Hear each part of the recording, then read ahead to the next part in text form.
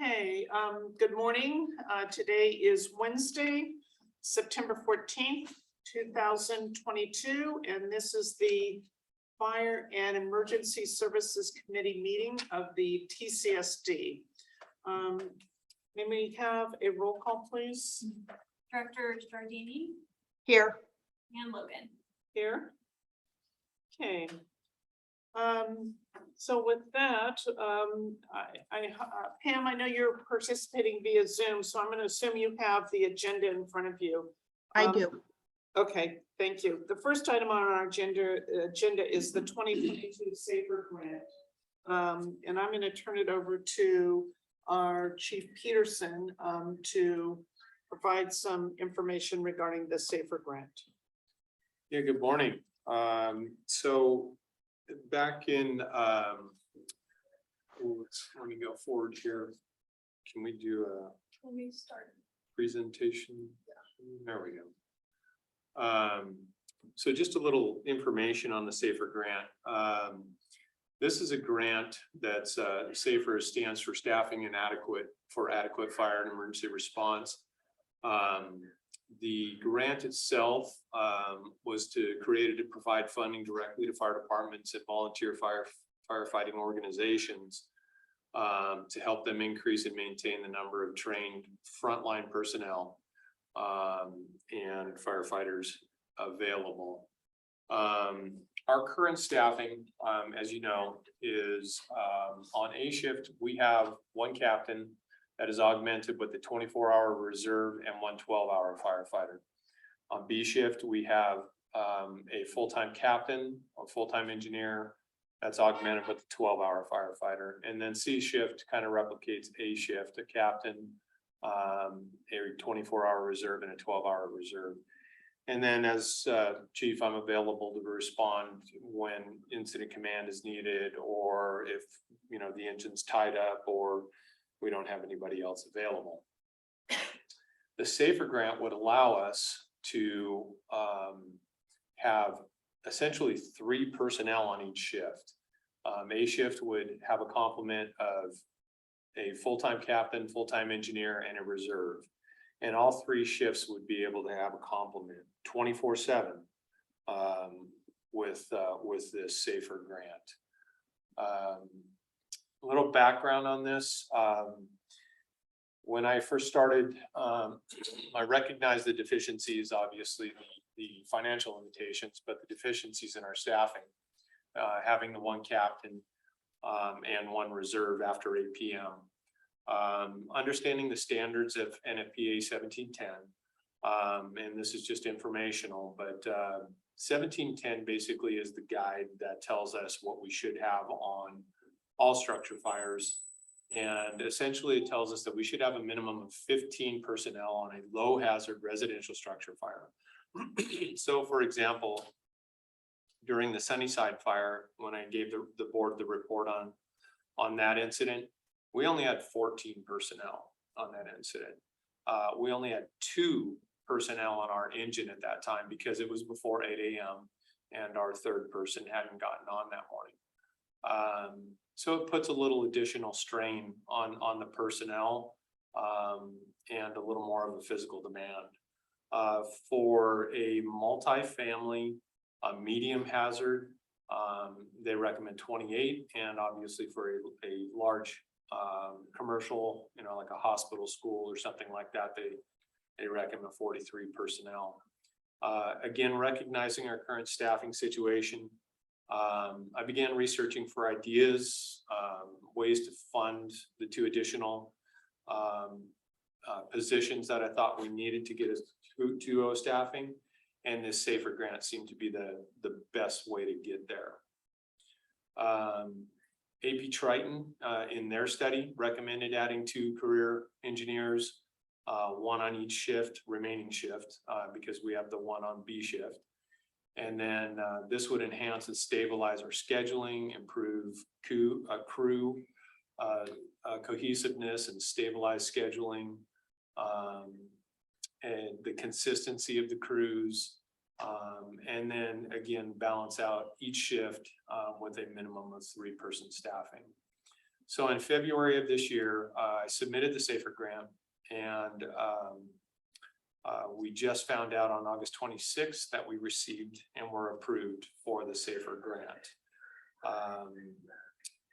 So if accepted, this would fund 2 fire engineer positions, 100% for 3 years. The grant total over 3 years would be about $798,576. And it would be split up with step increases through the 3-year period. We've looked at potential accommodation issues, and our immediate options with addressing the accommodation issues would be something like a Murphy bed up in the day room area of our current upstairs. Converting our rear captain's office into a captain's bedroom temporarily, or just immediately. And then potentially even adding a bay or a bedroom in the apparatus bay. I don't think that would be the best option, but if we had to go there, we could do something along those lines.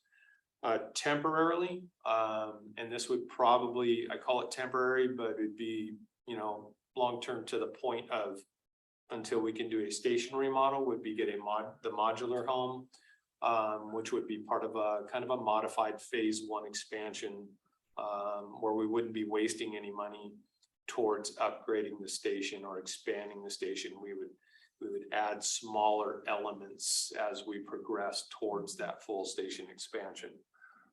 And then add that modular as kind of part of that. And then obviously the long-term would be the full station remodel to accommodate for the 3.0 staffing. Grant requirements, although it would be staff's intent to eventually and do everything possible to keep these positions, there is nothing in the notice of funding opportunity, which is the grant information, and I've attached that link to the committee's packet that says we have to keep these positions after 3 years. Once we meet our agreement, would I like to keep them? Absolutely. Will we have funding to do that? Probably not. I don't know. We'll have to cross that bridge as we get closer to it. There is always the potential to extend these grants also. Once you have the positions in 3 years, there is a potential to extend it another 3 years through FEMA. If it obviously it didn't work out, we would return to the 24-hour staffed reserve position and 12-hour positions. If approved, staff would anticipate hiring these positions within the, sorry, I didn't change that. Within the next probably 90 to 120 days. I think, Jeff, we had 180. Yeah, we have 180 days from the date of notification of award to meet the recruitment and hiring requirements. So that would really be like end of February. Yeah. That's a deadline, not a. Yeah. It doesn't mean you can't start earlier than that. Yeah, staff would want to try and get these positions on at the latest by January 1. That way it's the new calendar year. And it would be a good time to allow us to bring these folks on, get them trained up and ready for summer events and those types of things, the fire season and everything else. That's all I have with regards to the SAFER grant. And available for questions. Thank you for that. So I have a few questions with respect to if we do move forward with the positions. I'm assuming these are full-time positions with benefits and that is included in the grant. Yes, Okay. 100%. So it's 100% compensation covered by the grant. Everything. Okay. Then secondly, the accommodations, can we go back to that slide? So the options you've got is the Murphy bed, the converting the captain's office into an downstairs bedroom. The temporary, the housing or the fire station remodel, I think, is just so long-term that it's not going to meet the needs. And even the modular, I don't think that's going to meet the need as well if we do move forward with this, because I don't think it's going to be fast enough. Although I think it's part of a larger solution towards what do you do with that total housing here? So I think as far as a short-term solution, it's looking at those immediate options. So I think that's probably what should be focused on. And then you say after 3 years, we're committed to keeping these positions. No, we're not. No. Oh, okay. I No, misunderstood. we are not committed to. We're keeping not it. committed. Correct. Okay. So once we've met the grant obligation, after 3 years, we do not have an obligation To keep them. the positions. Okay. Correct. Okay. And then another question is do we have any current firefighters who could be moved into one of these positions? Yes, right now we have 3 individuals that are interested that are essentially at that level of training in-house. Okay, And we've got a couple interests already from the outside. okay. Yeah. Okay, good. Director Giardini, do you have any questions at this time? I have questions and comments if you're willing to take both. Yes. Okay, sort of 2 different opposing opinions on this. First of all, I see no downside. As I was reading through the staff report, I thought, well, who's going to want a position for 3 years if it is going to end at 3 years? And then I saw in your staff report and your presentation today and your response to Director Logan that we do have people who are interested in it, even though it's, only guaranteed to be funded for 3 years. So I thought, great, this all sounds good. My other side is, and I don't know if this is possible, if we did not add a 3rd person, which I know is not your recommendation, could this grant cover some positions that are already existing so that we could save money in our budget to put towards the fire truck and the building that we need to accommodate the fire department? I mean, I'm just trying to save money wherever I can. So that's sort of my question is, could this grant money go for paying for staffing that we currently have, and that would save some money, or does it have to be new positions? Yeah, so it specifically says in the notice of funding opportunity that this is not intended for cost savings and it has to be for new positions. So it's not for current positions. You cannot show a savings as a result of these positions. I was even a little nervous about the 12-hour positions because I think we will recognize a bit of a cost savings. But in the grant, I did just indicate 3 full-time positions, not 4. So even adding these, we would not be 4 during the day. We would be 3-0 constant. So that 12-hour firefighter position that we currently have, that one would be going away. And it's, well, that's kind of true, because Kind of true. Right now, we have 7, on a week schedule, we have 7 shifts available that are these day shifts. They weren't always 12 hours, they were 8 and then 10 and became 12 just maybe a year and a half ago. So 8 day shifts or 7 day shifts over the course of the week. Well, right now, two of those shifts would have to be converted into 24 hours to have 3 people on the current, what Tom referred to as the B shift. So you'd be saving, so that takes 4 of the 7 to create 2 24, 4 12s to create 2 24, same cost. So you'd be saving like 3 12-hour shifts a week. However, my anticipation is that this going to more full-time staffing will drive our overtime costs up because of covered backfilling needs. And so I'm, you know, while there's some potential savings with the not having to fill three, what amounts to 3 12-hour shifts a week. Probably gonna be absorbed. by the Yeah, cost. there's gonna be other, I mean, just overtime costs are quite a bit higher on a full-time employee. Okay, so you answered my questions that it has to be new positions. We can't use it for cost savings.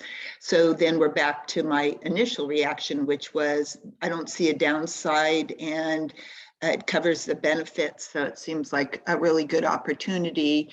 And I want to thank you personally for pursuing this and finding and qualifying for the SAFER grant. Kudos to you. Thank you. Any further comments? Nope. Okay, thank you for those.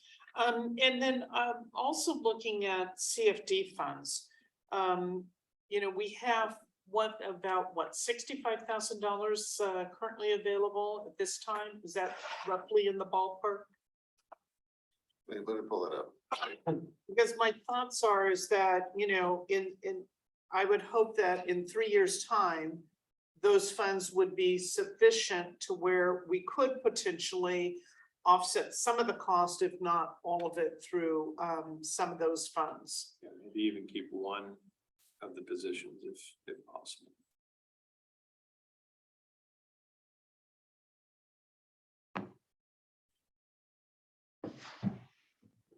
Then the other thought that I had as well is that in looking at our 10-year financial model, I'm trying to remember where we're at with that model is if we're in year 7. So just to answer your first question Yeah. about the CFD, this the estimated June 30th, 2023 balance is 58,000, but the current year revenue is about 33,000. Now keep in mind there are some expenses that come out of that, but not many. So we're making in the $30-some thousand a year right now. Haven't really programmed those expenses yet. Yeah. That should go up. It should double when the People's Self-Help Housing Project, next fiscal year, because that should go online this fall. And we still see some incremental growth. So yeah, I mean, but I don't see it growing from 30,000 to, you know, this is really 800,000. Yeah, well, not $800,000 a year, but this is really close to about, you know, 250 a year, some 250 to 300,000 to about 250 a year. You know, that kind of growth would be, you know, would take a lot of new development to achieve. So have we put this into, because I'm going to assume that, you know, in 3 years' time, we would like to ideally be in a position to continue this, to have these 3 positions. And so my question is how does that play into our financial model? It doesn't. It doesn't. So, I mean, There's we no haven't reason put to it in believe to that- see that, you know, what it would do to it. I mean, it would be an exercise. The model, keep in mind, the model predicted that we were falling further behind as we. Okay, so we would just be further behind. then. Yeah, in other words, this is 3 years is gonna go by really quickly. I mean, now, can we make progress? You know, can we continue to improve against the model? Yes. But other costs are going to go up as well. So I don't think, I think it'd be an awfully rosy forecast to assume that we're gonna be able to continue to sustain funding for both. Now, is it possible we can sustain funding for one, or maybe with some other assistance, like maybe we got another extension on the grant and that allows the CFD to continue to grow. Those things would help. But I don't think there's a way to forecast that would, based on We're what we gonna know be able today, to that do we're it. gonna be able to keep these Yeah. positions. Okay. And currently we have 1 engineer. Mhm. So the SAFER grant, we're looking at just using 2 engineers. Correct. And Two new. two new positions, that will be engineers. Correct, So it's just two positions we're looking at. correct. Okay, okay. Um. Okay. I'm with Director Giardini. I don't see a downside. And I think with every position nowadays, you know, there's no guarantees. No. So I think that someone who takes this position knows that there could potentially be some risk. Even our existing engineer could leave. Well, and. So, I mean, we we've need had turnover, so you never know what's gonna happen in 3 years' time. Right, and we would make it very apparent, you know, to the Yeah, people how it's who being apply, funded. that how it's being funded. You know, and like you said, there's always the potential, you know, Captain Wall says he's within 3 years of retirement. Yeah. So one of these positions could fill that. Yeah. You know, those types of things. It's a great progression, potentially, and training component, to get people ready. And so, yeah, I think people look at these positions as a bit of a stepping stone. But it's also a great opportunity for our in-house people to kind of get that full-time experience. So I think we know of folks like all of our current reserve pool, most of those folks are not yet full-time employed. So this is, even though it's a temporary opportunity, it's better than they've got right now. So I think that there's reason to believe that they would apply. My reservation, or I should, that's not even a reservation, but I think the risk comes really more like 2 and 2.5 years down the road when they're here for 2 or 2.5 years and see the writing on the wall, or potentially that, look, it may not be extended, or we may not be able to keep the positions. And then they look to take a lateral job somewhere else. Then filling that spot very temporarily, instead of 3 years, maybe now you're looking at 6 months, that becomes you know, more challenging. Well, I think that's gonna happen one way or another. I think that one of the benefits of doing this is that it allows for some kind of career path.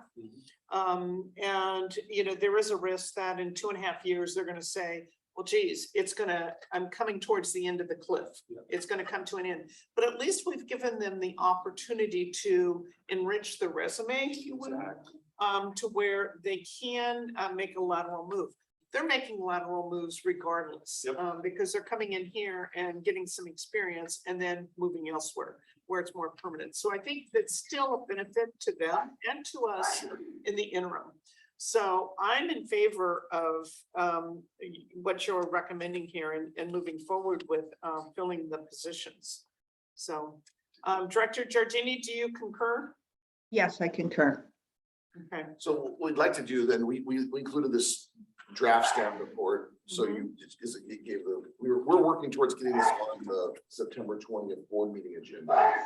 The board would be then asked to formally accept the grant and do a number of budget amendments to make this possible, including adding the 2 full-time staff positions, and then we would start recruitment.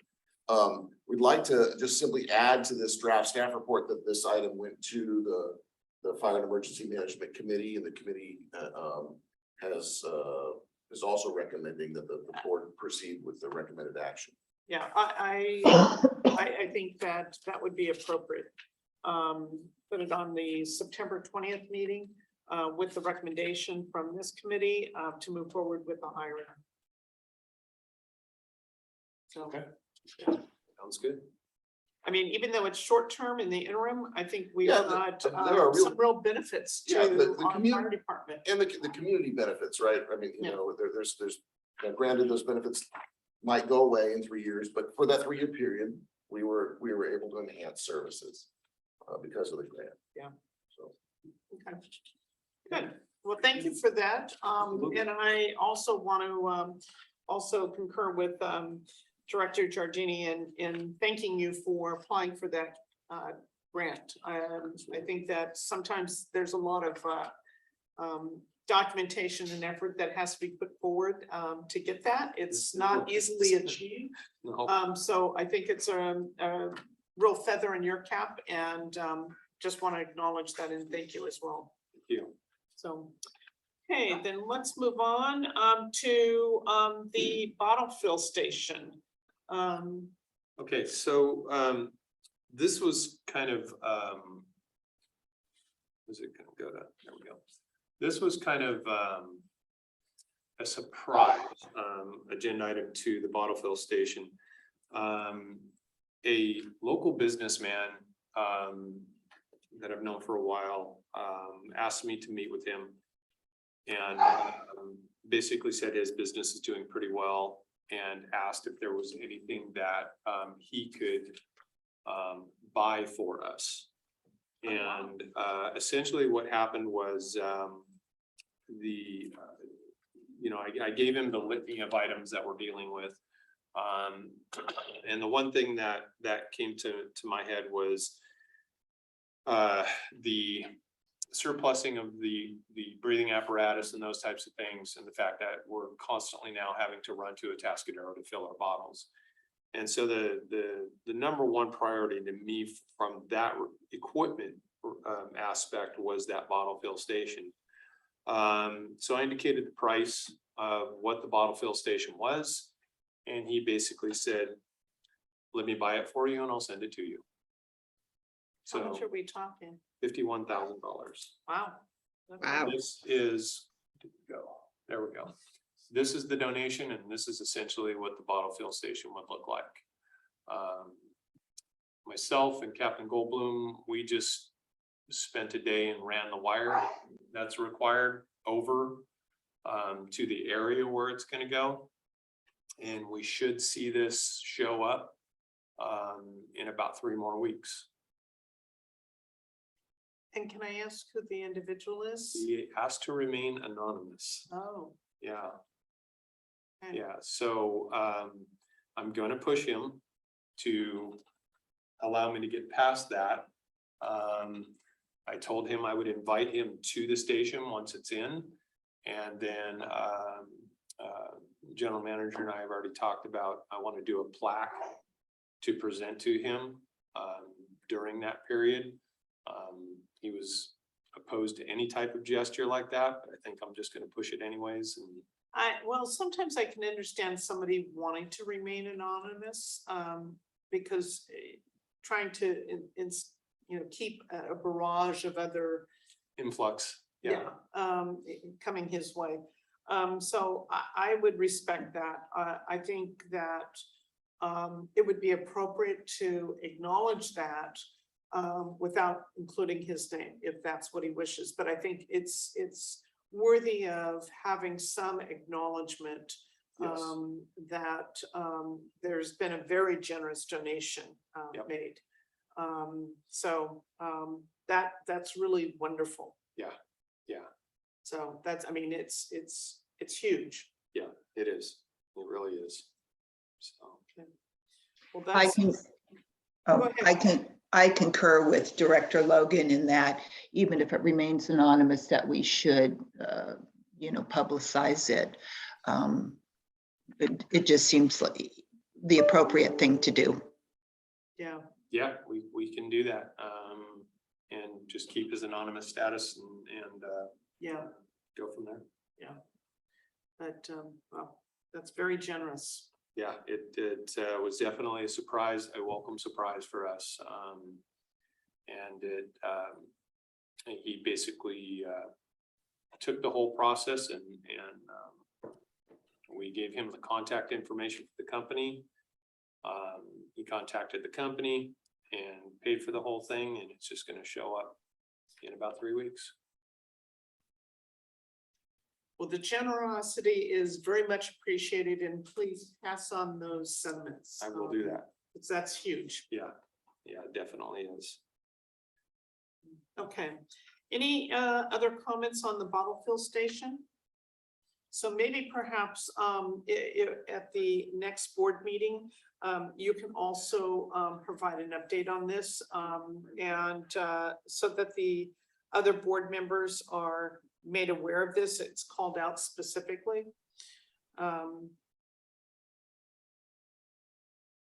Okay, then let's move on to the Santa Barbara County surplus type 1 engine.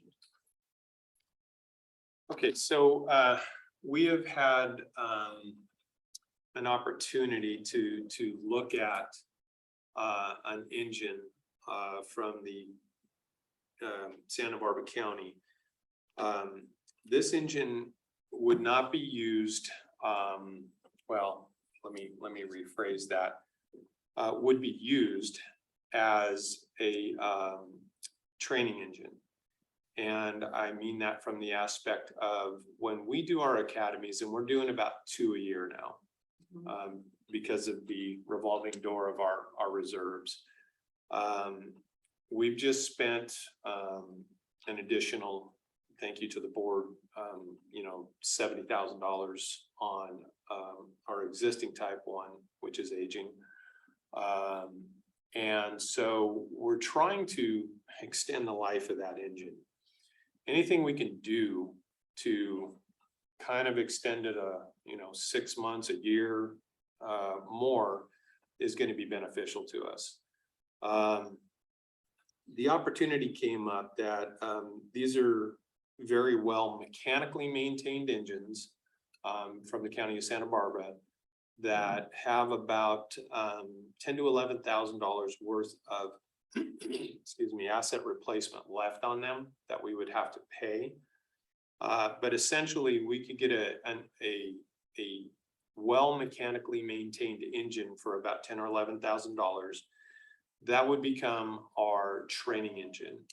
And essentially what happens, especially during our academies, is the engine gets really abused a lot because we are going repetitiously cycle after cycle of pulling hose, putting it in pump, taking it out of pump, backing it up, pulling it forward again, putting it in pump. And that can happen 15 to 20 times, in an afternoon with our academies. So the thought was to get this training engine. And let me back up. Additionally, as we're doing that with that type 1 engine, it's kind of out of service to respond to a call in the community. Or we have to reload it very quickly to then respond to that incident, which delays our response. So number one, we don't want to delay the response. Number two is we don't want to abuse that engine as much as we are with those training elements. If we invested the money into this training engine, then we could use that engine specifically for training. They are, like I said, mechanically sound. They're a little beat up on the inside. This is kind of what the engine looks like. And again, it's an older engine. I believe it's a 2003. It has not had any type of upgrades or anything else to it. It's, worn on the interior, but it pumps. It drives well.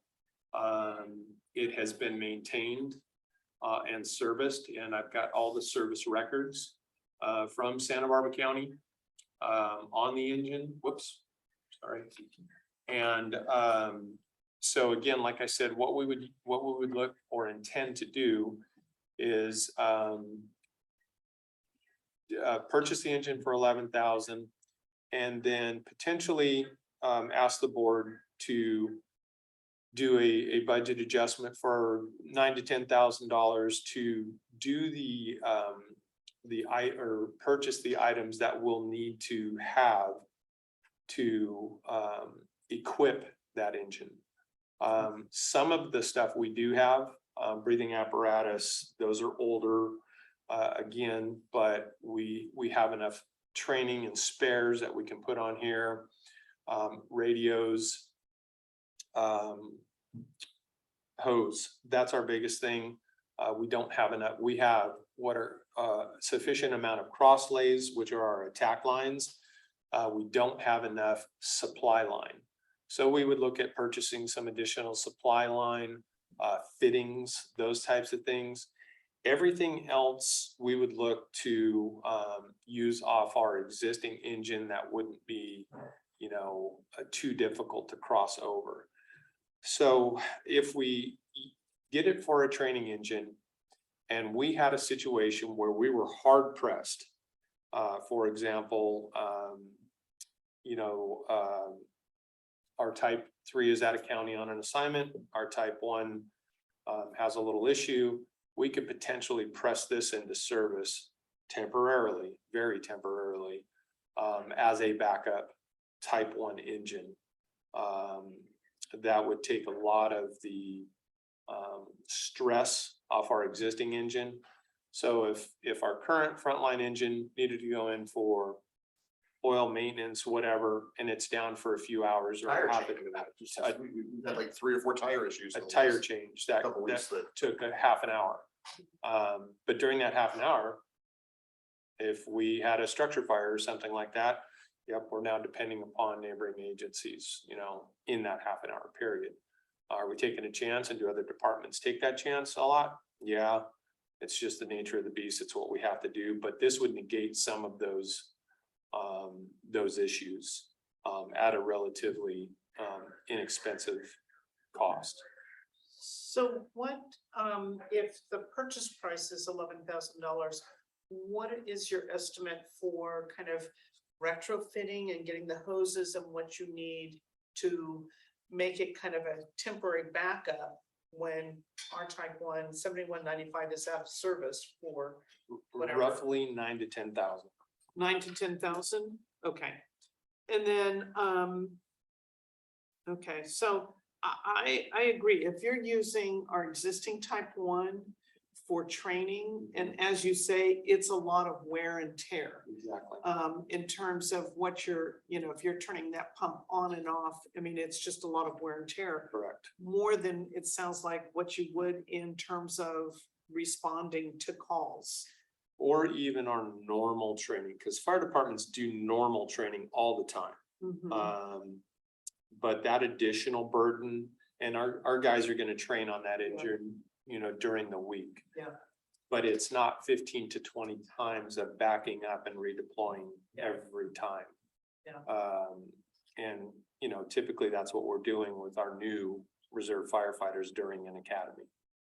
Well, and this seems like a reasonable alternative, given our constraints and being able to purchase a new engine. This seems like the best alternative at the least amount of cost. the real, I think the issue is, though, what we want to be careful about is this is coming before you because we do think it's a low cost, low risk means of getting this training engine and this emergency reserve engine. However, it wouldn't be our intent to maintain it like Mhm. we would 7185 or a new engine. If it blew the transmission or the engines blew a valve, or if it needed major repairs, the pump went out, we wouldn't we likely wouldn't want to invest heavily in keeping it running. It's kind of maybe it comes here and it can serve this purpose for a few years without a lot of maintenance, and then we dispose of it. Maybe we have it at 6 months or a year and something goes wrong. We just don't know. And at that point, you might have lost 20 grand Yeah. because it probably wouldn't be worth sinking $100,000 into it. But that's the circumstance. It's a low risk, low cost Well, it's kind of even like addition. buying a car. If Yeah. you're not gonna make repairs on more than what the car's worth. Correct. So same thing, but along those lines, have we had any kind of assessment done to see what kind of conditions it's in? I mean, I know you've Yes. looked at the service records. Yeah, and that's the maintenance records and everything that we've gone through. Essentially, what we would do is have it pump tested once we got it, if they have not pump tested it already. And I would get that record if they do. The pump test for us is about $300 to $400, and then a service would be about $1,000. So we would look at that also. And then, do we know what's the mileage on this? I don't see the interesting part is the odometers on this. I don't have the actual mileage, but it's well over 100 and something thousand miles. It's I think. I mean, this is being surplus by the county, right? This is a, correct. so this engine has already performed, it was, I mean, I'm just A making life assumption. It was a expectancy. primary engine and then it served as a backup engine and now it's being surplused out. The counties, and then they're not, they didn't come to us and say, Templeton, we hear you're desperate, we'll free up one of our engines. yeah, No, they're getting rid of the engine anyway. Correct. And so, they let us know that maybe we're in the market for Yeah, one. So, this is, it's served its purpose. It gives them a little bit of revenue. But I think it would be worthwhile to kind of have, some kind of, an assessment done to see what kind of shape it's in. To make sure that it is going to meet our needs. Yeah, and we would actually have our mechanic at South Coast take a look at it. But again, I know the deputy chief this deputy chief that is in charge of this. And they've got 5 engines they're getting rid of. And he basically told me, he goes, Tom, I would not give you any of those engines. This is the best we have. And this is the one that I think will last you for a while. So their shop, which obviously is in charge of their entire fleet, has done the once over on this engine already and indicated that this is in the best condition of all of them. Okay. And you did go physically look at, We went down and physically, these are the pictures I took. So we went down and physically Oh, okay. looked at it, we drove it, we pumped it. And It went into gear when you tried. it went into gear, yep. Yep, it went into pump. So Director Giardini, do you have any comments on this item? Just one question. So for purchasing it for 10,000 and we have 10,000 in repairs. And So, yeah, do we have to do a depreciation contribution to the asset replacement fund? I mean, it's going to be minimal on this. it'll be booked as an asset, but yeah, I mean, it's because it's over $5,000. Okay, but So that, it'll have some minor contribution. It obviously doesn't have a much of a life left. right, To it. We haven't figured out the strategy about what funding source we would recommend. And I think this is sort of a temporary need. And I mean, I haven't talked to the chief about this, but I don't think he views the need to maintain a training engine in perpetuity. It's more only if we don't have a second type 1, this would be here. And it would be, if and when we're able to get a second type 1 engine, then this would go away. correct. That's the intent. The intent is still to come to the board for the new type 1, because we're looking at 2 years out on a build on that new type 1. And making our current one the backup. This is a relatively short-term stopgap to get us to that point. Because we're looking, if I come to the board this next fiscal year, we're still looking at 2.5 to 3 years Mhm. before we get the engine here. right. Well, Um, it'll extend the life of our current type 1. Correct. And what was the age on this truck? I believe it was a 2003, Okay, It was roughly the same age as our current type 1. correct. okay, got it. Okay, that's all the questions I have. Other than that, I'm in support of this.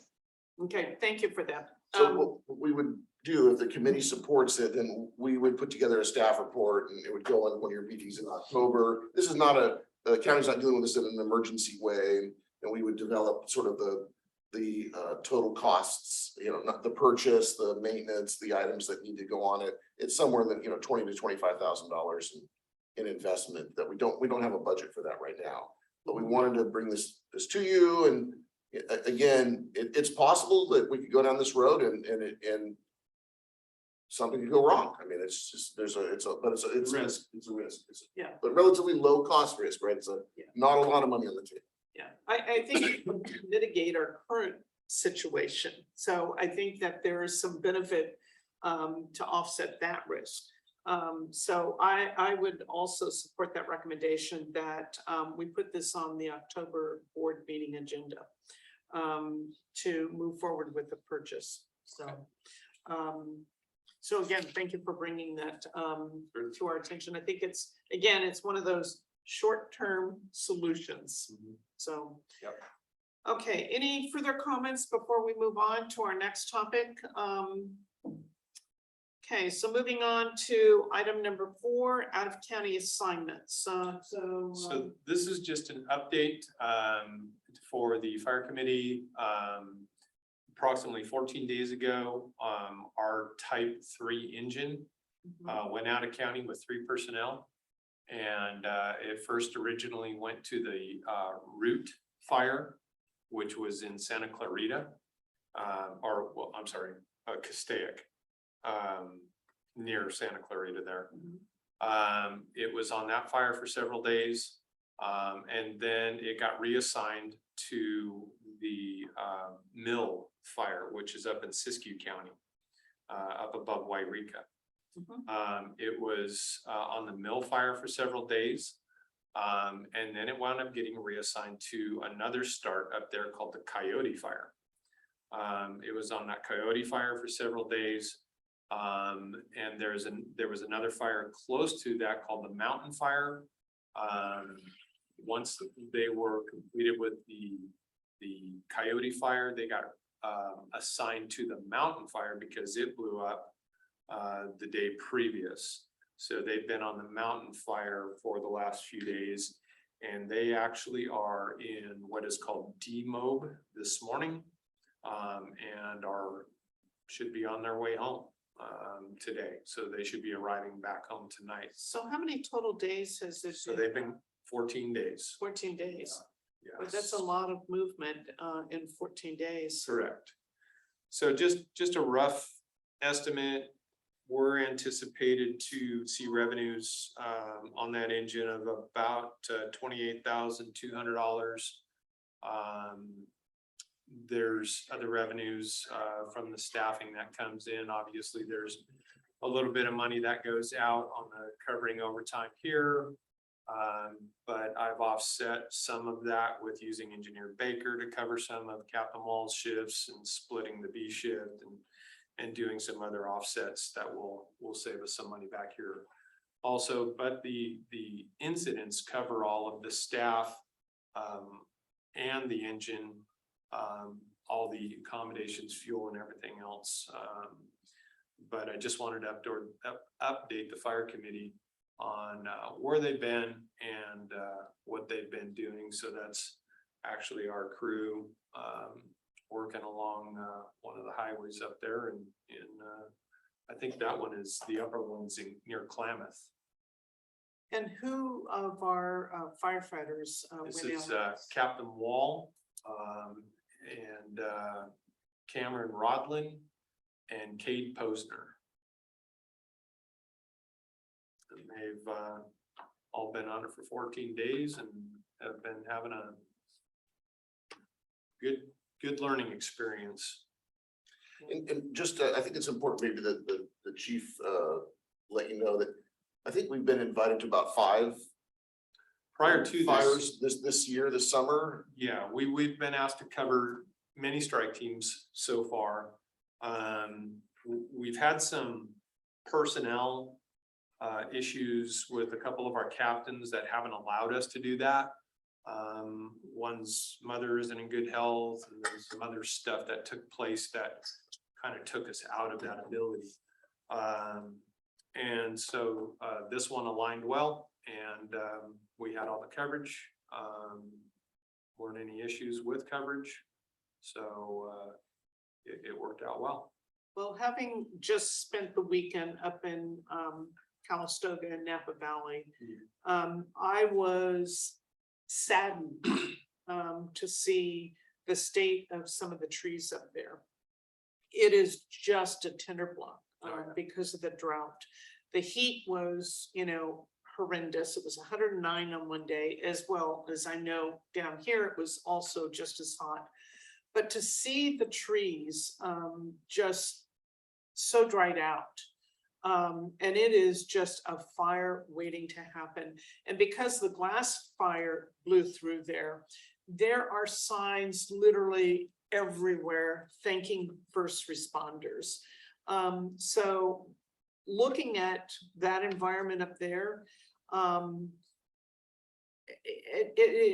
think it's a tremendous thing to be able to kind of support our neighbors, if you will, by helping out. Because if there is a fire up there, it is going to spread so quickly because it is so dry. But it's sad to see. And I think the biggest thing to understand is that it's not a if, it's when. Yeah, it's We when, had that catastrophic fire here, yeah, we're gonna get folks from those areas coming to help us. yeah, exactly, yeah. And let's hope that doesn't happen, but yeah, I think it's important that we provide that support and help. Yeah. Because you're right, it is a matter of when, not if. Yeah. So it's the first time in about 7 years that we've had a crew out for an extended period of time, like this Yeah. 2-week period. I think last time, the last in 2015 was actually 21 days, but first time in a while. So that's why I asked that the chief provide a little briefing on that. And again, our folks should be back this evening. We could be asked to remobilize and leave again, and maybe the fire season is going to go on probably for a couple more months. Yeah. And there's a couple of big fires going on right now, so.